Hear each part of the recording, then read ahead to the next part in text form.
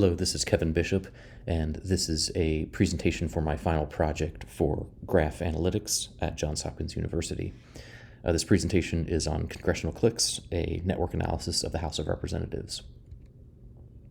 So first, to give an overview of this presentation, the goal of the project is to define and analyze a network of the members of the House of Representatives. And the main topics are first network creation, which involves data gathering, as well as link analysis. Secondly, there's community detection. We'll first try to detect very coarse communities such as political parties, and then secondly, more granular ones such as caucuses within parties. And then finally, we'll have a conclusion and next steps. We'll discuss things such as individual centrality and caucus centrality. First, defining the network. In order to define the network, there are, of course, two fundamental concepts, nodes and edges. In this case, a node has a pretty natural representation, which would be a representative, and an edge would have to be some sort of similarity between representatives. This could maybe be the political party or the state, or perhaps something more behavioral like voting behavior. I decided to go for a behavioral link definition. So in order to do that, I needed to gather voting histories on each member of the House, and I decided on the years 2015 through 2020. And the data source is this clerk.house.gov website. And there's a screenshot off to the right showing for every single vote that they've had. There's a summary of the total number of yays and nays, and then also down here broken down by individual member who voted yes or no. So first what I did was I built a web scraper that looped through a few thousand different votes and saved the results, and then parsed that XML structure into a Python data structure.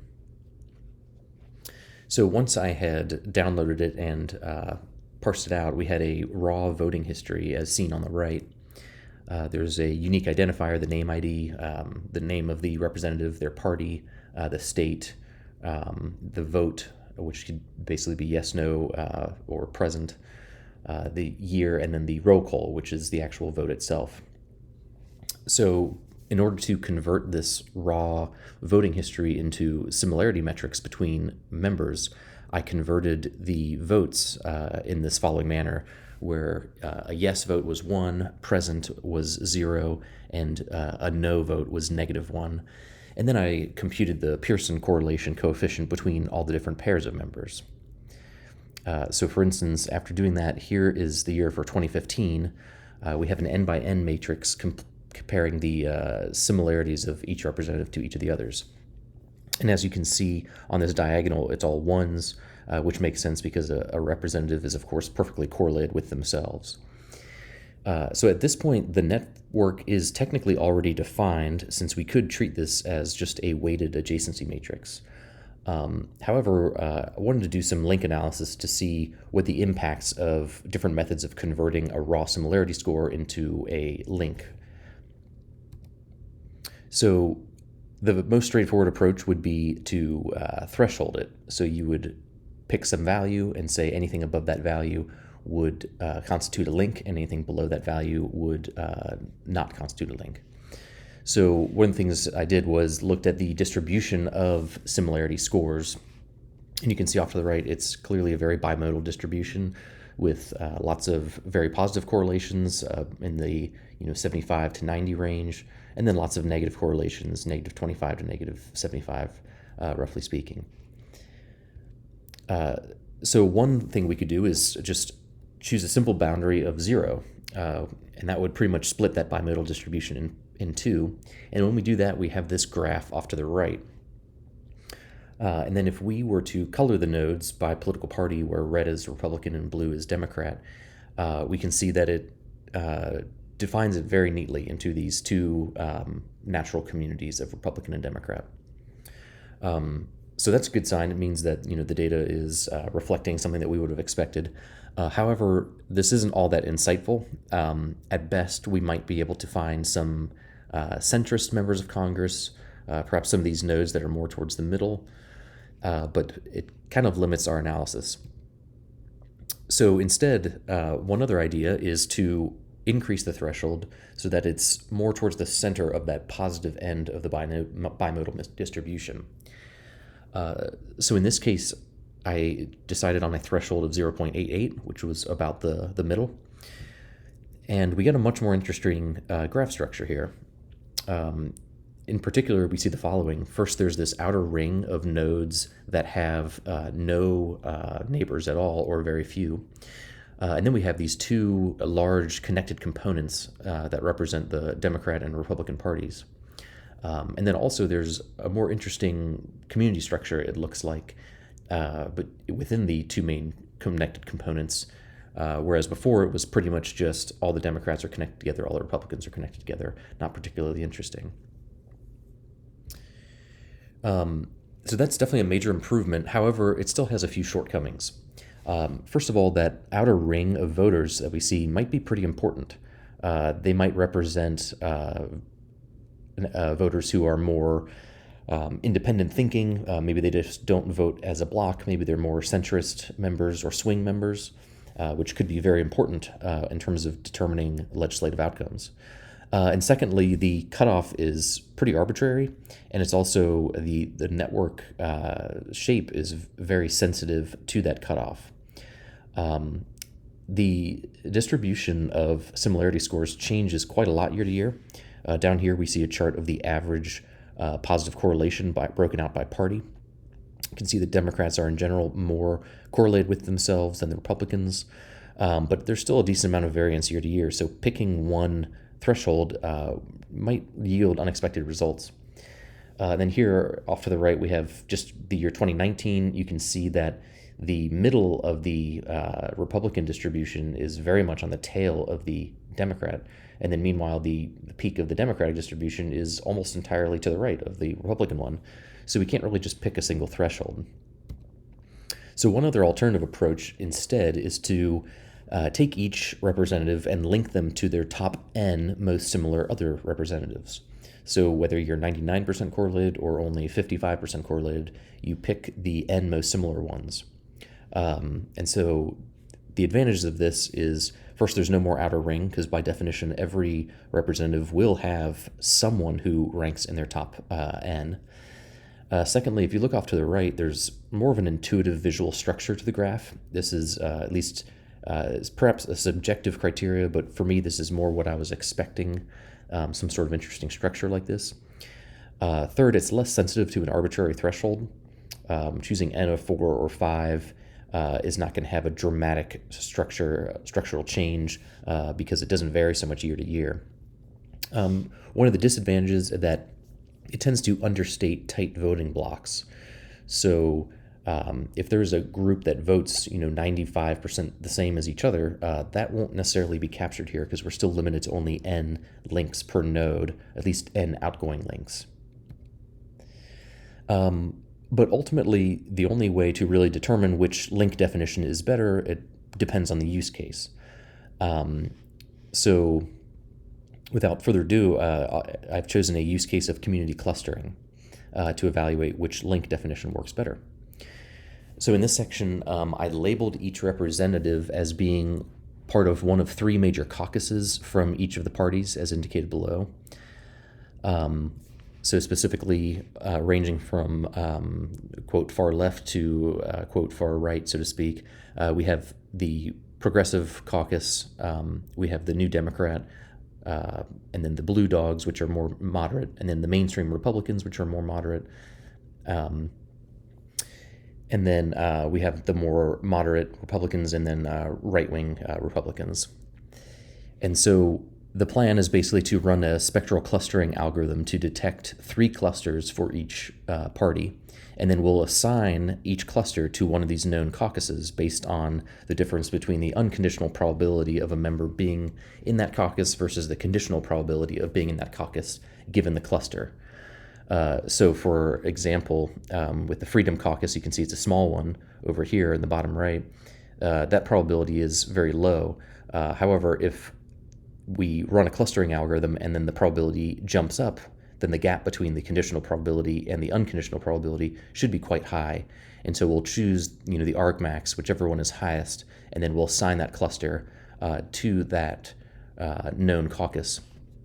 One call out here is that this might result in two clusters actually both being labeled, say, New Democrat or the Progressive Caucus. So it's not necessarily going to be three distinct labels. And then once we have the labeled, the actual and the predicted labels, we can calculate accuracy. And then we can compare that accuracy to random guessing to see how well the clustering is doing. And then we can compare the two different link definitions to see which one is more suitable to our use case. And then when I plot these graphs, I'm going to have a color scheme that is intuitive from dark blue, meaning the far left, to like a pink color in the middle, and then dark red on the far right. So for the first year, this is the 2015 Republican structure, and on the left is the actual labels, where the pink, again, is the more centrist Republicans, and then the dark red is the more far right, according to this distribution, this labeling. And you can kind of visually tell, it looks like you might say moderates are here, and then more middle-of-the-road Republicans, which are these orange color, and then the more far-right Republicans would be the dark red.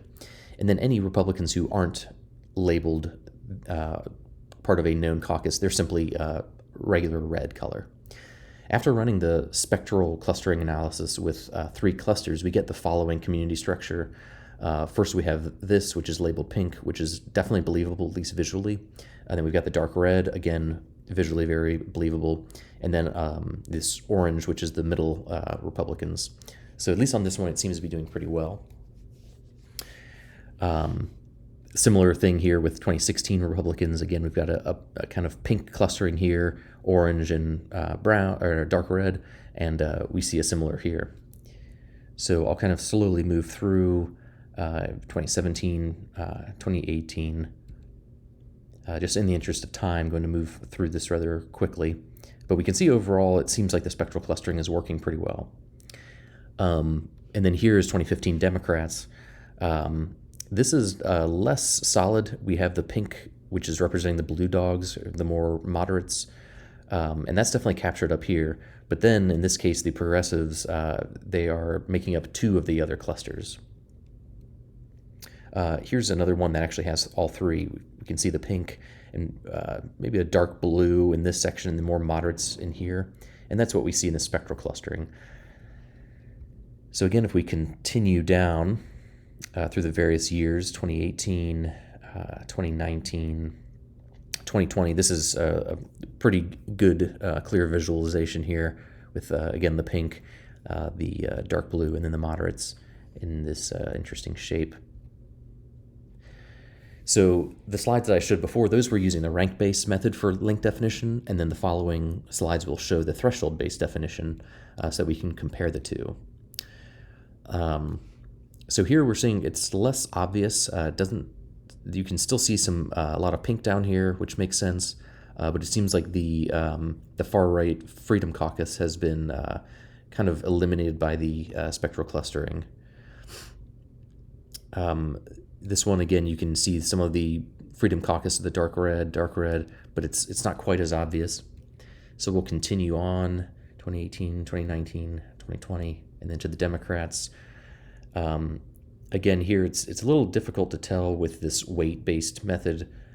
Some of that is, what we're seeing here is the sensitivity to the that threshold. Here again, we can kind of see some light blue over here, dark blue, light blue, dark blue, but it's not a perfect match. If we keep moving through for the Democrats all the way through 2020. So then this graph is a more numerical rather than a visual evaluation. So the dark blue and dark red is the accuracy of the rank-based link clustering. And then these light blue and the light red is what would happen if we were randomly guessing in proportion to the size of the caucus. So if a small caucus has a 10% chance, then 10% of the time you guess that caucus. If a large caucus has a 50% chance, then 50% of the time you guess that caucus. And as you can see, it's very clearly better than random.